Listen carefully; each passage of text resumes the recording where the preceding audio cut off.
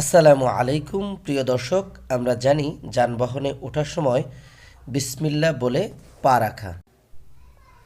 যানবাহনে ওঠার পর স্থির হলে বা বসার পর আলহামদুলিল্লাহ বলা, তারপর আরোহণের দোয়াটি পড়া। দোয়াটি হলো আলহামদুলিল্লাহি সুবহানাল্লাযী সাখখারা লানা হাযা ওয়া মা কুন্না লাহু মুকাররিনিন ওয়া ইন্না ইলা রাব্বিনা লামুন কালিবুন।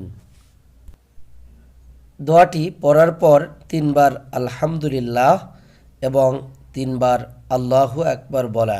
তিরমিজি। ভ্রমণে অবস্থায় যানবাহন যখন উপরের দিকে ওঠে তখন আল্লাহু আকবার বলা, আর যখন নিচের দিকে নামে তখন সুবহানাল্লাহ পড়া। তিরমিজি।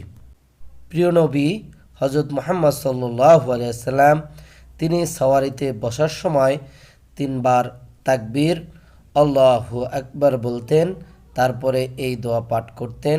এই দোয়া পশু ও যান্ত্রিক যানবাহনের ক্ষেত্রে প্রযোজ্য। সহিহ